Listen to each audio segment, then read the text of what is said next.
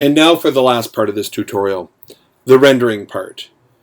We're not actually going to render, we're going to create a play blast. And a play blast is a way to view rushes. It's a very quick way of outputting the animation in a movie format. But basically it's just doing a screen capture. So what we're going to do is we're first of all going to create a floor for this thing to bounce on.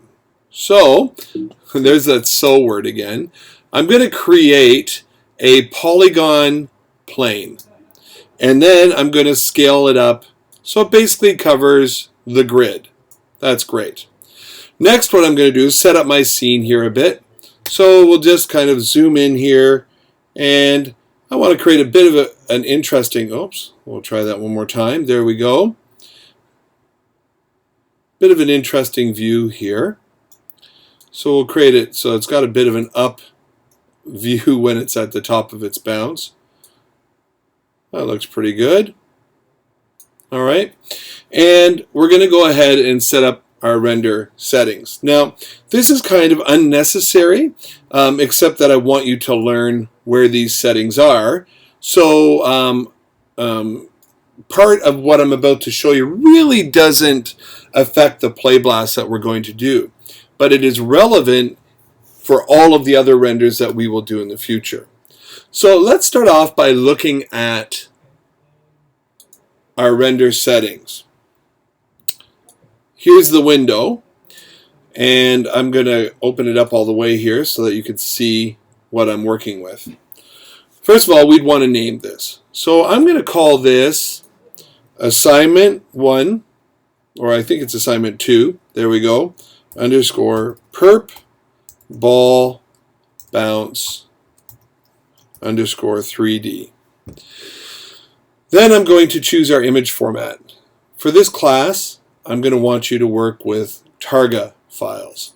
They're high quality files that include an alpha channel. For frame and animation extension, we're going to choose name number dot extension. And in this case here, I'm rendering 24 frames, and there's 2 digits in the number 24, 2 and 4, so my frame padding will be 2. Then what I'll do is I'll make my start frame 1, my end frame 24. For this one here, I'll allow you to actually use the perspective camera, but in the future we'll be creating our own cameras, and we'll actually animate to the camera because the camera is a storytelling tool. Then we'll go to image size, and we'll choose HD 720, which is kind of a middle resolution HD image, and that's that. So we can close the render settings now, and we'll go to our next setting, which is Play Blast. We do that, or we find that, when we right mouse click on the timeline, and we go to Play Blast Options. That opens this window.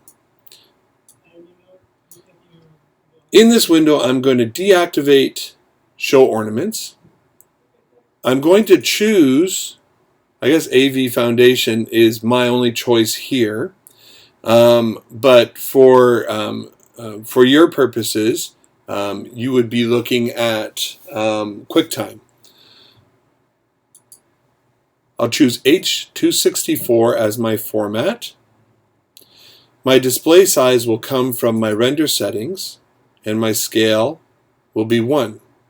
My frame padding is 2, and we'll save to file, and we'll call it assignment 2 underscore perpetual ball bounce underscore 3D.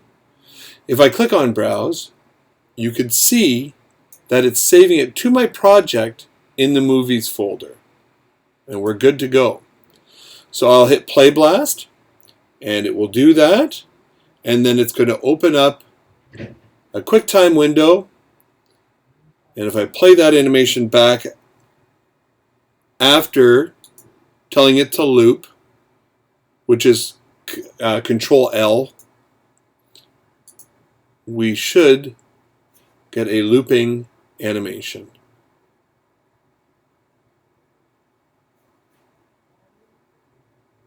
Perfect. We'll save this file as final.